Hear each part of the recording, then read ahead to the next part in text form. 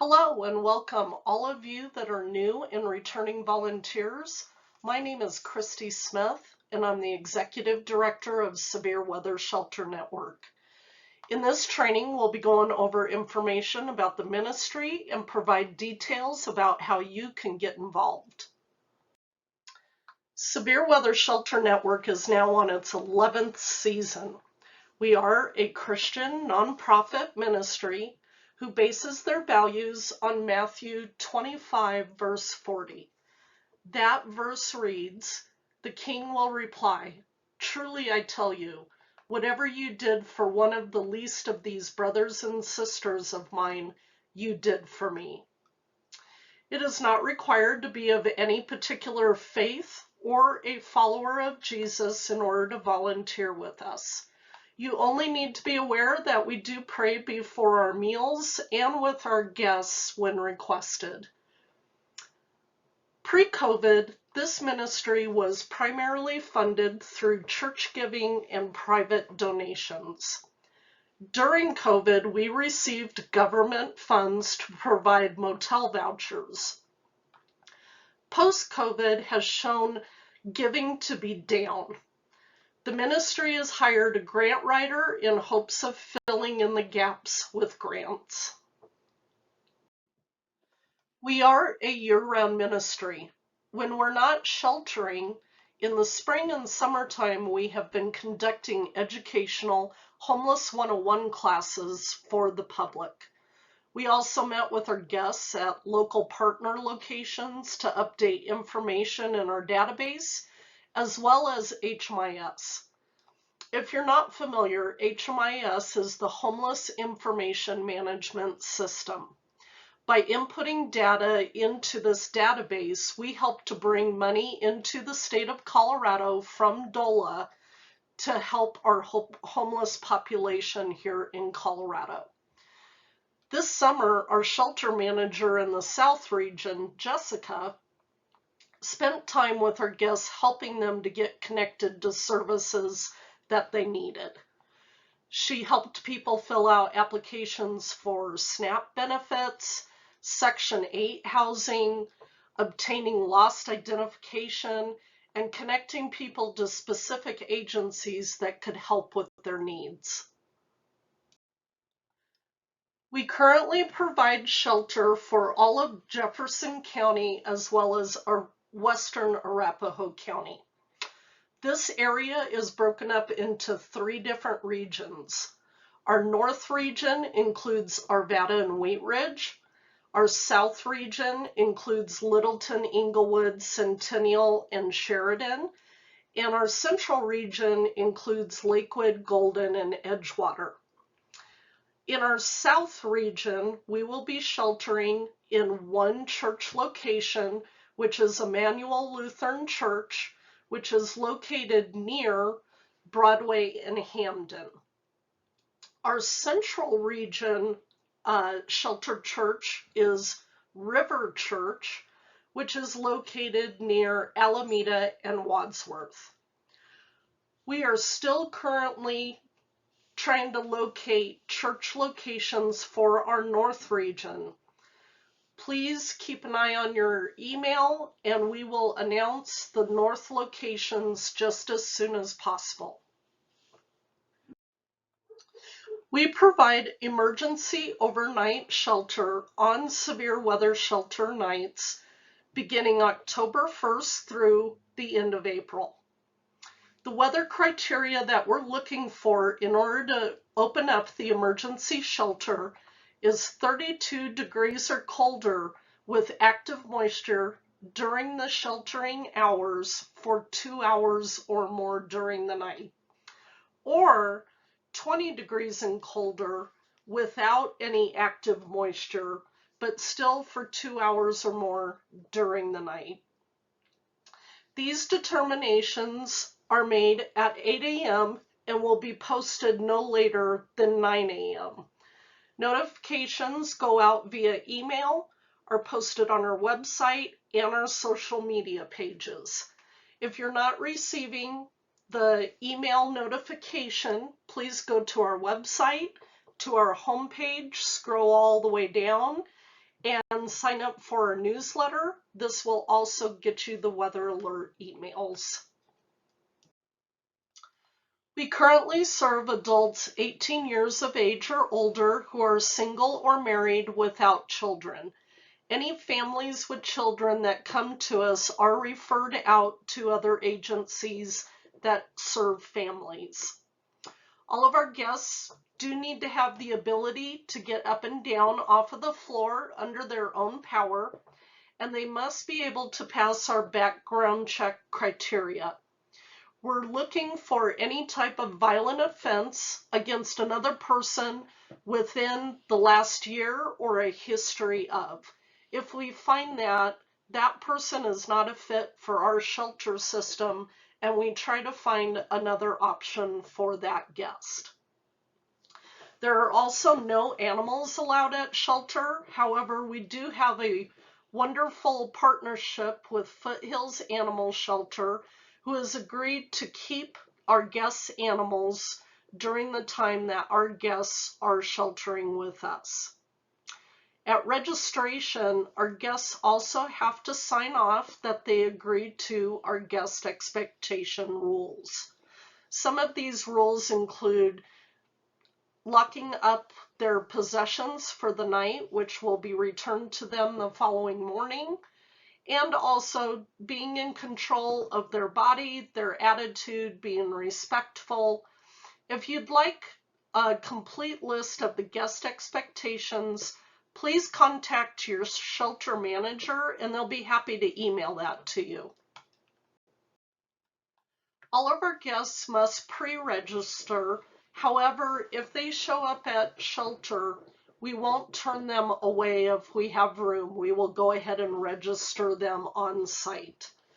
If we do have to turn someone away at shelter, we do have emergency supplies to give them, such as hand warmers, gloves, blankets, etc. At registration, we enter guest data into our database and HMIS.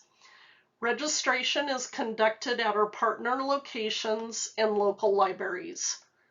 Dates and times of registrations can be found on our website. Once we have determined that the day is a severe weather shelter day and the shelter is open, guests call the guest hotline, which has a recording letting them know if we're open or closed. They can also check our website to find out if we're open or closed. If we're open beginning at 9 a.m., guests can make a reservation online and reserve their spot for shelter.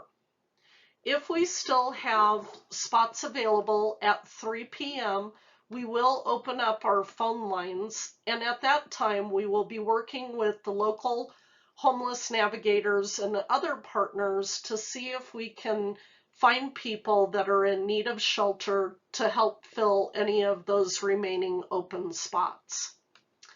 Just so you know, most of our guests do have phones. Also, guests can access computers or phones at the libraries 7 days a week. Each of our shelters have a maximum capacity of 40 people, and men and women sleep in separate sleeping areas. Guests are given a bus ticket at specific locations between 3 and 4 p.m. so that they can get to shelter if they're not within walking distance. If the shelter is within walking distance, they will not receive a bus ticket.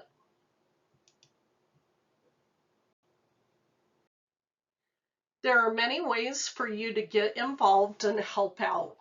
Be sure to sign up for our newsletter via our website, which will give you the weather notifications and any updated information of what's happening in the ministry. We encourage you and any of the groups or churches or clubs or businesses that you belong to help us spread the word to those and help get others involved as well.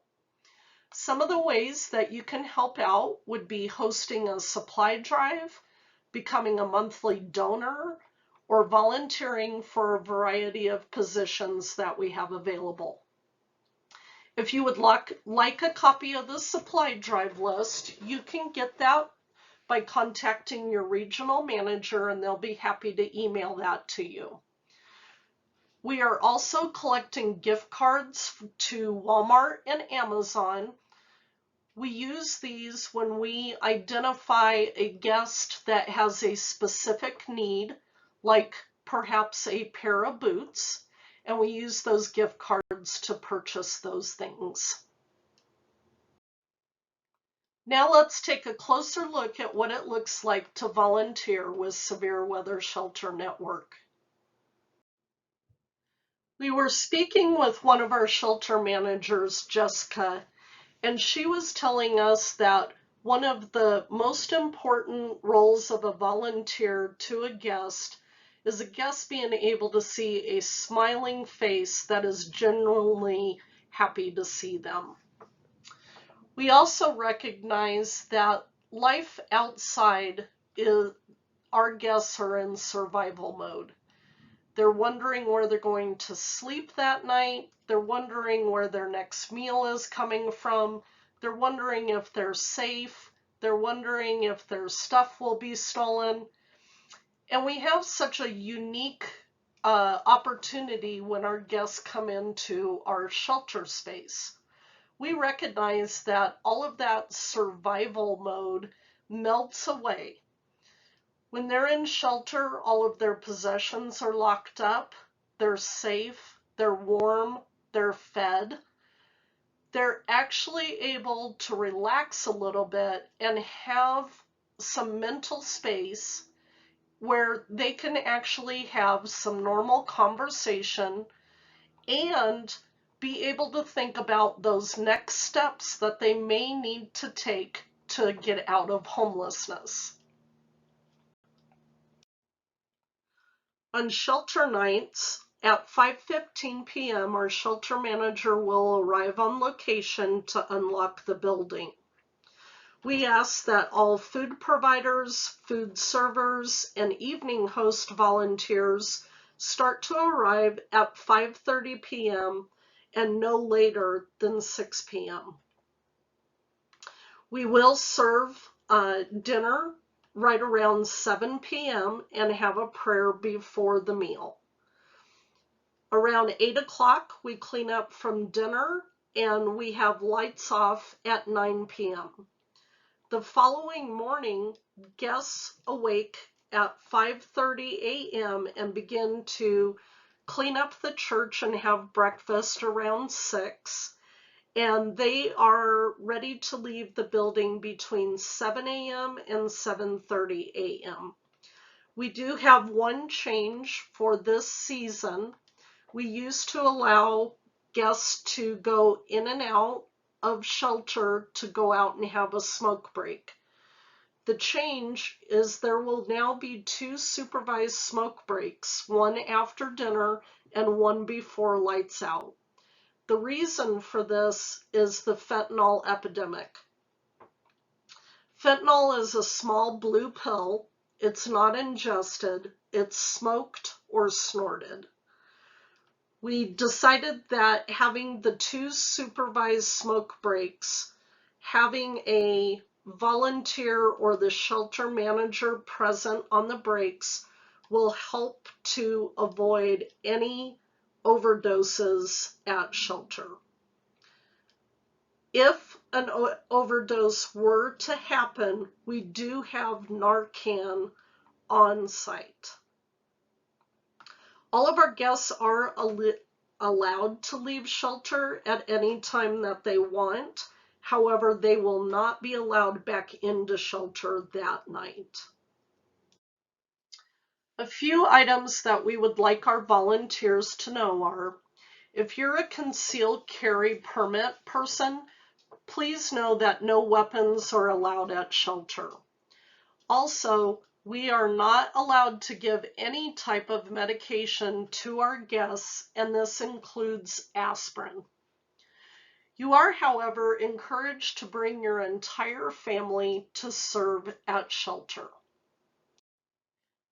If you're interested in volunteering with us, please visit our webpage and go to the volunteer page. If you scroll down, for both new and returning volunteers, we ask that you fill out the application that's on this page. This will help us to make sure that we have your up-to-date current contact information.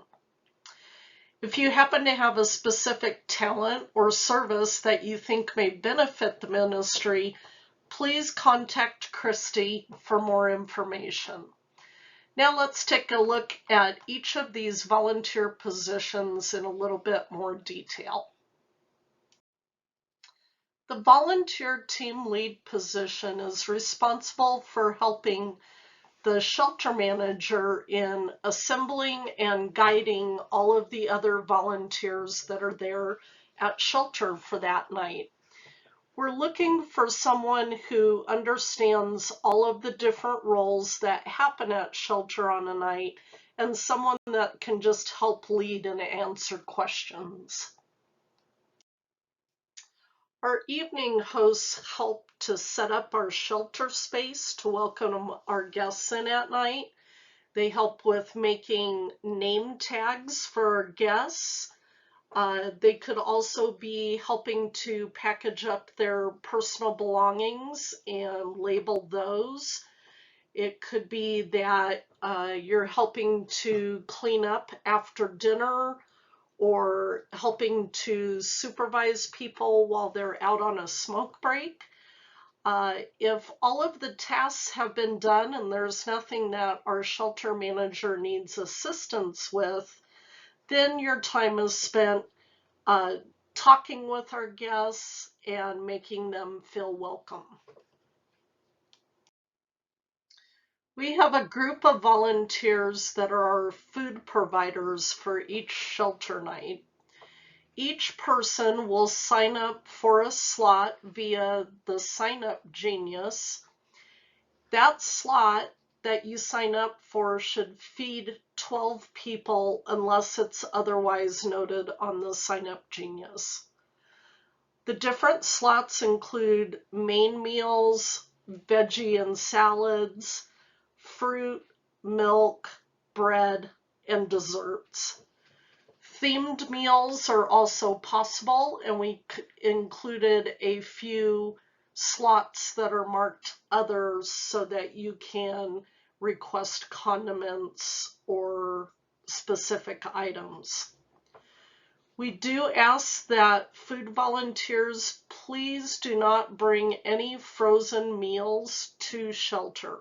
We're asking all meals to be cooked and ready to serve when they arrive at shelter. We do have the ability to warm up meals, but we do require that they're cooked when you bring them. We also have crock pots on site, so if you bring something in a crock pot, you can transfer it into one of our crock pots. If something is not needed for a night, so an example would be milk, our shelter manager will remove that from the sign-up Genius for that night. This is how we're going to manage to make sure we're preventing waste. If there are any leftovers from dinner, all of those will be packaged up for the guests to take with them the next day. Our kitchen assistant volunteers help to prepare everything before dinner, help to serve dinner to our guests, and then clean up the kitchen afterwards. We do encourage volunteers to serve both as a food provider and a kitchen assistant server. However, it's not required to do both positions. We do encourage all of our kitchen assistant servers to go and have dinner during that time with our guests before cleaning up the kitchen. On shelter nights, we have 2 people that arrive at 7 p.m. that stay overnight at the shelter. The two people take turns while one is awake the first half of the night while the other one sleeps, and then they switch places midway through the night. We try to fill these two positions with volunteers. However, if two volunteers are not available, then a paid employee will serve as the other overnight host. The position keeps an eye on our guests during the night. They do a fire watch walk once per hour. And in the morning, the overnights help to wake our guests and prepare coffee and set out breakfast items. Our overnight volunteers help the shelter manager with any remaining cleanup or pickup that needs to be done before leaving the church building, which is around 7:30 a.m. Overnight hosts should bring their own sleeping gear, including a pillow, blanket, a mat or mattress if desired. Guests use their same bedding throughout a week of shelter. On Sundays after shelter, we ask volunteers to pick up a load or two of laundry to be cleaned and returned back to the shelter site within 3 days. All laundry is shaken out and sorted into bags and includes cleaning instructions for each volunteer. We also need volunteers to hand out bus tickets at designated locations on shelter days, normally between 3 and 4 p.m., unless otherwise noted. Occasionally, we have special projects that need to be done, such as moving, sorting inventory, or help with an event. These special needs will be communicated as they are needed. Now we'll take a look at some frequently asked questions and provide some important additional information that you need to know.